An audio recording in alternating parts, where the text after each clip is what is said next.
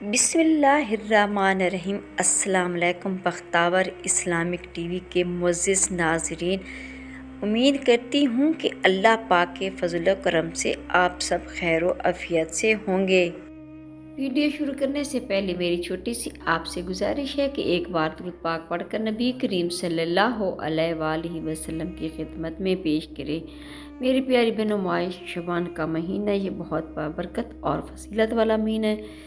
اس مہینے میں جتنا بھی ہو سکے استغفار پڑھنا چاہیے اور اللہ تعالیٰ سے اپنے گناہوں کی معافی مانگنے لی چاہیے، اور اللہ تعالیٰ کی اس بابرکت مہینے میں اس مہینے کی برکتوں کو سمیٹ لینا چاہیے۔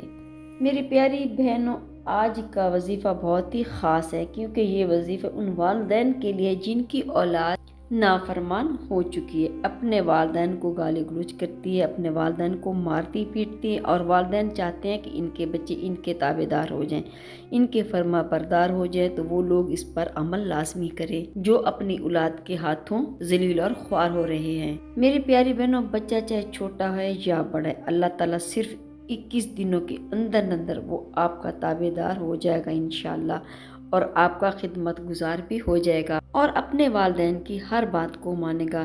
لیکن جو لوگ اپنے والدین کی نافرمان ہیں، وہ ذرا نبی کریم صلی اللہ علیہ وسلم کا یہ فرمان عالی شان بھی سن لیں۔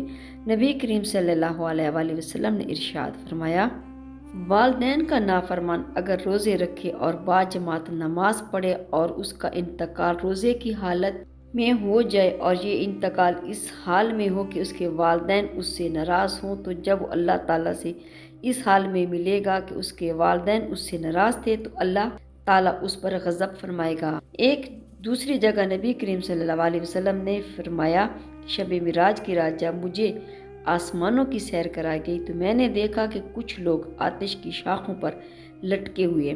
میں نے جبرائیل امین سے پوچھا، اے جبرائیل، یہ لوگ کون ہیں؟ تو انہوں نے عرض کیا کہ یا رسول اللہ صلی اللہ علیہ وسلم، یہ لوگ نافرمان لوگ ہیں۔ استغفر اللہ۔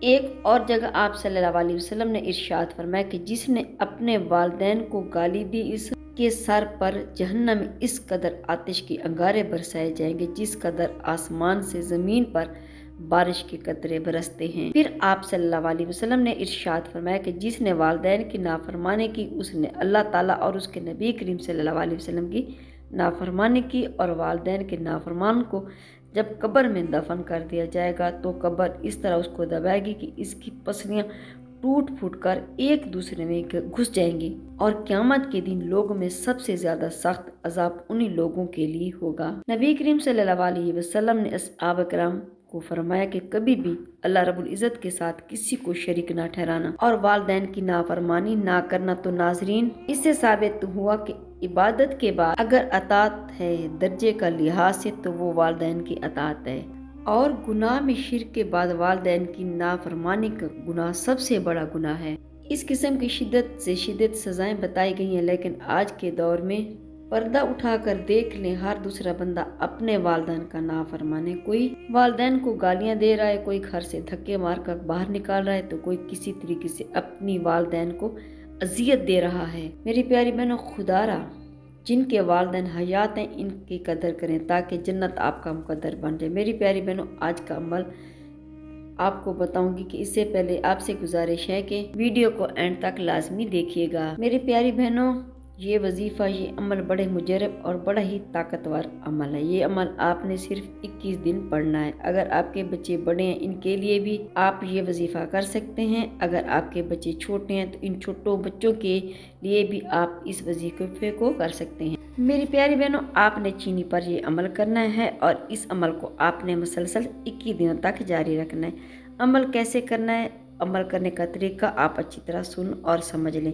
میری پیاری بہنوں، عمل شروع کرنے سے پہلے آپ نے تھوڑا بہت صدقہ خیرات ضروری کر دینا ہے، کیونکہ صدقہ تمام بیماریوں، مصیبتوں، پریشانیوں کو ٹال دیتا ہے۔ میری پیاری بہنوں، صدقہ اپنی حیثیت کے مطابق آپ دے سکتے ہیں، اتنی آپ کی حیثیت تو آپ ایک مٹھی چاول بھی، گندم بھی، کوئی چیز بھی حسب توفیق دے سکتے ہیں، مگر آپ نے صدقہ لازمی دینا ہے۔ میری پیاری بہنوں، اگر آپ کے پاس پیسے نہیں ہیں تو آپ کوئی اچھی سی چیز ہی بنا کر کسی کو کھلا دیں، کسی بھوکے کو کھانا کھلا دیں، یتیم غریب کو۔ اگر اچھا کھانا آپ نہیں بنا کے دے سکتی تو جو کچھ آپ اپنے گھر میں اپنے لیے بنائیں تو وہ آپ صدقہ کر سکتے ہیں۔ اور اگر آپ یہ بھی نہیں کر سکتے، کسی کے لیے دعا کر دیں تو وہ بھی صدقہ ہے۔ اگر کسی کے راستے میں کوئی پتھر پڑا ہے تو آپ ہٹا دیں تو وہ بھی صدقہ ہے۔ یہ چھوٹے چھوٹے نیکیوں کے کام صدقے جاریہ میں آتے ہیں۔ کوئی اللہ کا نیک کام کر کے بھی صدقہ دے سکتے ہیں، حسب توفیق جو آپ کا دل کرے، جو بخوشی آپ دے سکتے ہیں، صدقہ لازمی دیں۔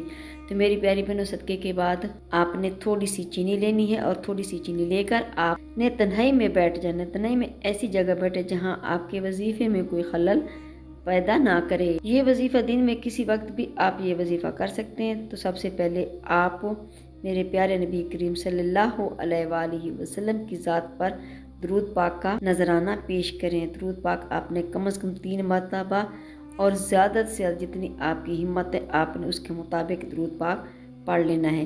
درود پاک اچھی بات تو یہ ہے کہ آپ درود پاک ابراہیمی پڑھیں۔ اگر آپ درود ابراہیمی نہیں پڑھ سکتے تو کوئی سا بھی درود آپ پڑھ سکتے ہیں، لیکن آپ نے پڑھنا لازمی۔ میری پیاری بہنوں، درود ابراہیمی کی فضیلت سب سے زیادہ ہے۔ درود ابراہیمی 1 مرتبہ بھی آپ پڑھیں گے تو اس کا بہت زیادہ ثواب ہوگا۔ ثواب تو سب درود پاک کے جو بھی آپ پڑھیں گے تو آپ کو ثواب ملے گا۔ میری پیاری بہنوں، درود پاک پڑھنے کے بعد آپ نے رب العزت کا ایک صفاتی نام پڑھنا ہے، یا نافع یا نافع یا نافع۔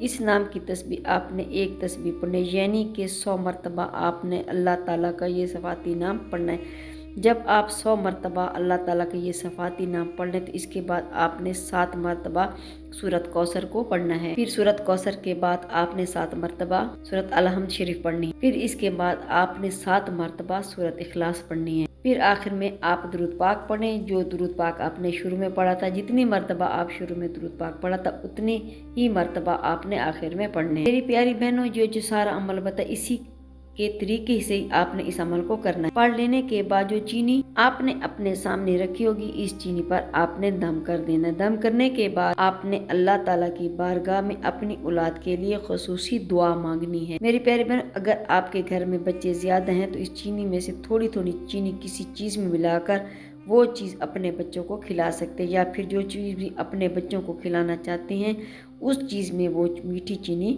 ملا دیں اور وہ تھوڑی تھوڑی چیز اپنے بچوں کو کھلا دیں۔